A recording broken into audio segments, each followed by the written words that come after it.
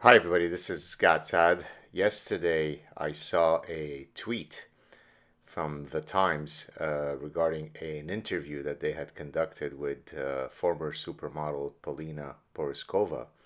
And in the interview, she says, quote, "I walk into a party, I try to flirt with guys, and they just walk away from me to pursue someone 20 years younger.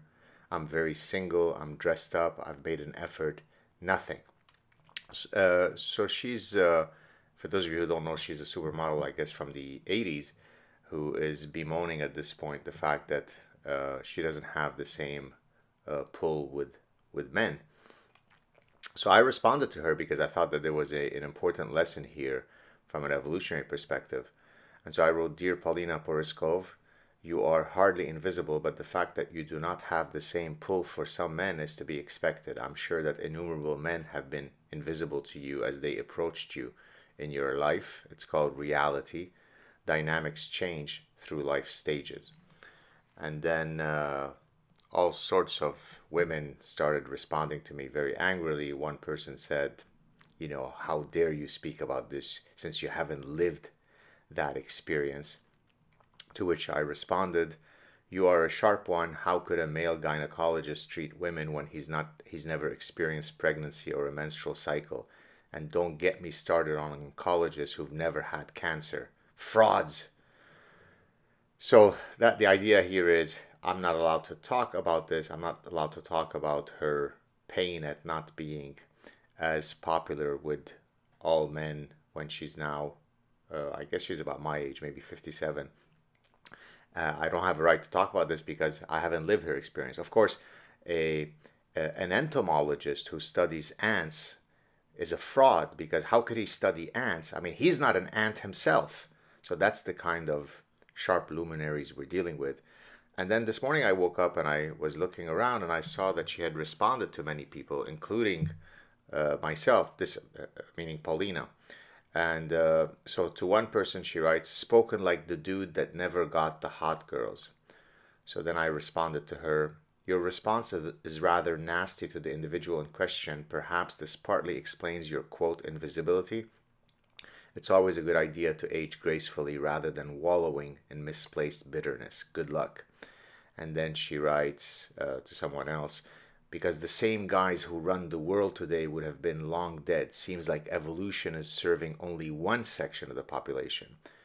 To which I responded, "Zero understanding of evolution. For most species, including human females, mate choice shaped the evolutionary trajectory of male morphology and male behavior. It's called sexual selection. So if anything, females in most species carry a lot more influence regarding the trajectory of the certainly male behavior and male morphology than the other way around. So if anything, evolution is a very feminist mechanism." And then finally, I noticed that she had responded directly to me when I had tried to, be very polite and say, "Look, it's up to for all of us to age gracefully." I mean, if I think about how I used to play soccer, I could just with a quick move of the hip and my speed get by four players, whereas today I was being outrun by my 10-year-old's soccer team, players. Uh, that's not because there is the matriarchy that has made me be slower. It's because my speed when I was 19 is not the speed that I have when I'm 57. And therefore, recognizing where we are in life and accepting it is certainly something that I might be discussing in my next book on the recipe for the good life. So I was really trying to be polite to her. So she writes to me, "Sounds like you speak from experience. I guess the hot babes weren't interested in you, huh?"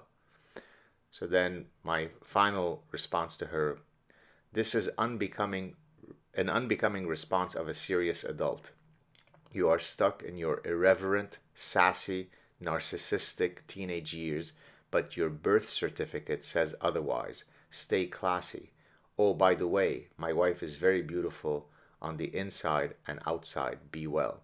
Now, why am I taking the time on a Sunday morning to do this? Because it actually speaks to parasitized minds. In this case, Paulina believes that, you know, it's nasty, it's evil. Men are such pigs. They control evolution. Evolution only works for them. I used to be 20 years old where I could be nasty and mean and reject 1,000 guys in a night. And by the way, we know that she did that because look at her responses to me and all the other men who responded. Hey, you can't get the hot girl. So she's still stuck in that age when she was 17. And so I used to, you know, demand attention and expect attention from every single guy in the room. But now that I'm 57, I don't have that same pull. Well, look, it's those disgusting men. It's not fair. It's not right. I'm getting nothing. Well, guess what? I used to have an 8-pack that is the foundation of how they build statues of Greek gods. Today, I don't have that 8-pack. So therefore, I recognize that if I'm going to use my morphology to attract women, I'm going to have a harder time than when I was 19 and built like a god. Okay? It means I'm wedded to reality.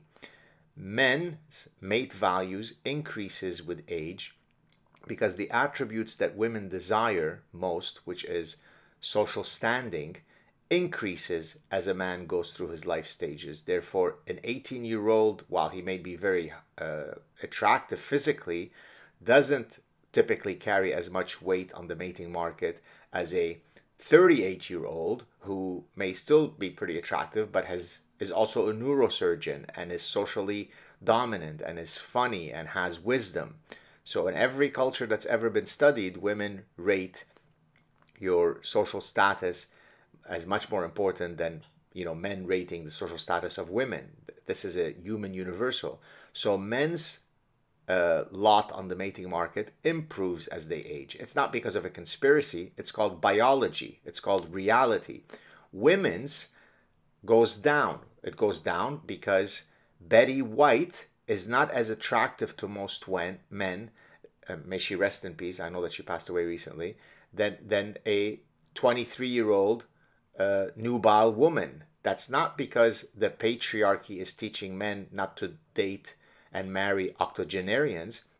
It's because mating preferences are rooted in adaptive solutions. Some of these adaptive solutions are the same across the sexes. Some are sex specific. It's called biology. It's called biology grade 9. But if you're a narcissist, if you've built your entire career on commanding attention of men, and now you're almost 60 and you say, boo hoo hoo, why aren't the super hot guys who are 30 as attracted to me when they could now get the attention of the 21-year-old? That's not fair. I used to be the 21-year-old who was super hot and everybody wanted me, and now I'm not. It must be because men are pigs. Evolution works for men's favor. That's what a parasitized mind does. What is good in life is to have a very clear understanding of the mechanisms that shape our trajectory. We age. We're not as sexually potent as we were when we were 20. We don't have the same abs. We don't run as fast on a soccer field. And by the way, the first one didn't apply to me. I'm just speaking generically. But in all seriousness, it is a fundamental feature of being a happy and well-adjusted person with a strong personhood to age gracefully. And I'm afraid that based on the responses that I've gotten directly from Ms. Paulina, she's not aging gracefully. So assume that this is some free psychological advice I'm giving you, Paulina, and to all other people out there who don't age gracefully. Accept your lot in life. As the Stoics explain to us, don't sweat things that you can't control. And you ultimately cannot control biology. You can't control reality. You can't control common sense. And no amount of conspiratorial patriarchal thinking, it's due to the patriarchy, is going to alter that. Have a good Sunday, everybody. Cheers.